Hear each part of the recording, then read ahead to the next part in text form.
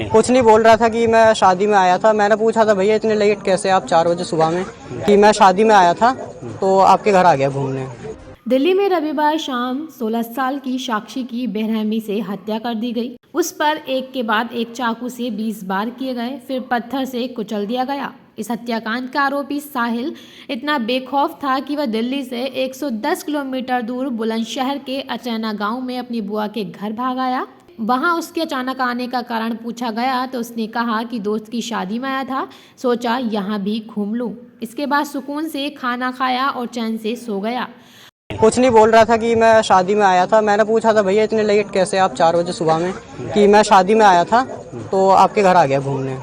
हालांकि सोमवार को दोपहर 3 बजे पुलिस ने साहिल को बुलंदशहर से ही गिरफ्तार कर लिया। साहिल के बुआ के लड़के अमन ने कहा, सुबह करीब 3 बजे होंगे तब किसी ने गेट खटखटाया। हमने पूछा कि कौन, तो उधर से आवाज आई, मैं साहिल, गेट खोलो।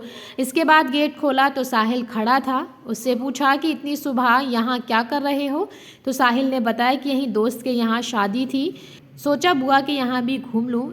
इसके बाद मैं उसको घर के अंदर ले गया, वह हाथ पांव धोकर सो गया। इसके बाद वह सोता रहा, बीच में सिर्फ खाना खाने के लिए उठा था। वहीं गांव वालों ने बताया कि दोपहर के करीब 3 बजे तभी दिल्ली पुलिस की टीम गांव में पहुंची थी। कुछ पुलिसकर्मी सिविल ड्रेस में थे तो कुछ वर्दी पहने थे। पुलिसकर्मी गुलाबी रंग की कार में आए थे। वो तेजी से अमन के घर में घुसे। जब तक हम लोग कुछ समझ पाते तभी 4 पुलिसकर्मी अमन के घर आए, लड़के को पकड़कर कार में बिठा लिया और लेकर चले गए। गाँव वालों ने यह भी बताया कि यह बात आग की तरह फैली हुई है। पुलिस सूत्रों के मुताबिक साहिल ने शुरुआती पूछताछ में बताया कि साक्षी पहले प्रवीण नाम के लड़के से रिलेशनशिप में थी। 1 साल पहले दोनों का ब्रेकअप हो गया था। इसके बाद वो साहिल के साथ रिलेशनशिप में आई।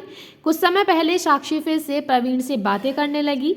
साहिल ने 4 दिन पहले साक्षी को धमकी दी थी कि वो किसी लड़के से बात ना करे, लेकिन साक्षी नहीं मानी।